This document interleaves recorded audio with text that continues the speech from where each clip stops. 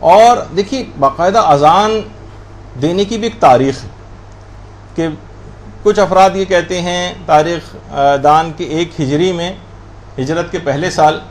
اذان کا حکم آیا ہے، کچھ کہتے ہیں کہ ہجرت کے دوسرے سال آیا ہے،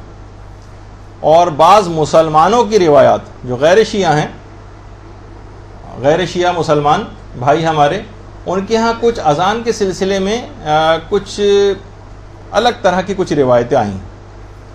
کہ صحابہ نے نماز کے لیے بلانے کے لیے مختلف طریقے تجویز کیے، لیکن رسول خدا کو کوئی بھی طریقہ جو ہے وہ پسند نہیں آیا۔ کچھ نے کہا کہ یہودیوں کی طرح سے بغل بجا کے جو ہے وہ بلایا جائے لوگوں کو اذان کے لیے، کچھ نے کہا کہ جس طریقے سے ناقوس بجائے جاتے ہیں ناقوس وہ گھنٹیاں بجائی جائیں۔ پیغمبر نے فرمایا نہیں، یہ نصارہ کا طریقہ کار ہے۔ تو ان کے ہاں ایک روایت ہے کہ ایک صحابی تھے عبداللہ ابن زید، انہوں نے خواب میں اذان سنی، خواب میں۔ تو بعض نے کہا، یہ بھی کہا کہ حضرت عمر نے بھی، خلیفہ ثانی جو تھے، انہوں نے بھی خواب میں اذان سنی تھی، لیکن 20 دن تک چھپائے رہے تھے کہ میں نے ایسا خواب دیکھا ہے۔ پھر اس کے بعد 20 دن بعد جب ان کی روایت میں ہے کہ جب 20 دن بعد انہوں نے رسول خدا کو بتایا تو پیغمبر نے کہا کہ تم نے مجھے پہلے کیوں نہیں بتایا تھا، کافی سرزنش کی، اور پھر بلال کو بلایا اور عبداللہ ابن زید سے کہا کہ تم بلال کو اذان سکھاؤ۔ بہرحال اس کے اندر، ان روایات کے اندر اتنا زیادہ تضاد اور اتنا زیادہ اختلاف اور ٹکراؤ پایا جاتا ہے جو خود ان کے ضعف کا سبب ہے اس بات کی، کیونکہ اگر ہم یہ بات مان بھی لیں کہ عبداللہ ابن زید کو خواب میں، یا مثلا خلیفہ ثانی کو خواب میں اس بات کا حکم جبریل کے ذریعے انہوں نے سنا تھا، تو اس کا مطلب یہ ہوا کہ وہ نبی تھے، کیونکہ انہوں نے ایک جبریل سے ایک حکم شرعی کو، ایک توقیفی حکم کو بارگاہ خداوندی سے سنا، اور جبکہ یہ امر فقط انبیاء و مرسلین کے ساتھ مخصوص ہے۔ علامہ ابن حجر عسقلانی جو غیر شیعہ مسلمان علماء میں کافی زیادہ مشہور ہیں، انہوں نے خود اس بات پر اعتراض کیا ہے کہ غیر نبی کا خواب نہ تو حجت ہوتا ہے نہ کوئی حکم شرعی ہوتا ہے۔ اور پھر ایک بات اس کے اندر یہ بھی ہوگی کہ یہ حکم رسول خدا پر براہ راست کیوں نہیں نازل ہوا؟ پیغمبر اتنا پریشان تھے کہ اس سلسلے میں کیا اقدام کیا جائے، اور یہی بات جب امام حسن علیہ الصلوۃ والسلام کی خدمت میں لوگوں نے بیان کی، صلی اللہ علیہ محمد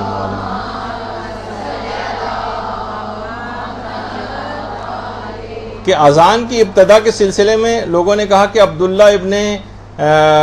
زید نے اس طرح سے اذان خواب میں سنی،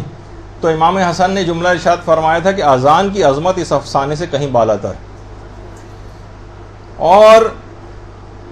شیعت کا جو نظریہ اس سلسلے میں بالکل واضح ہے کہ پیغمبر اسلام جب سفر معراج پر تشریف لے گئے تھے مسجد الحرام سے مسجد اقصیٰ، اور مسجد اقصیٰ میں وہ مقام جہاں سے پیغمبر آسمانوں میں تشریف لے گئے، یہ وہ مقام ہے آپ کے سامنے۔ تو اس کے بعد پیغمبر پھر آسمانوں میں تشریف لے گئے، تو جو اذان ہے وہ فرشتوں اور جبریل کی زمانی پیغمبر نے سنی تھی، اور ہمارے چھٹے امام سے جو باقاعدہ روایت بھی اس سلسلے میں صحیح سند کے ساتھ، اللہم صلی اللہ علیہ وسلم،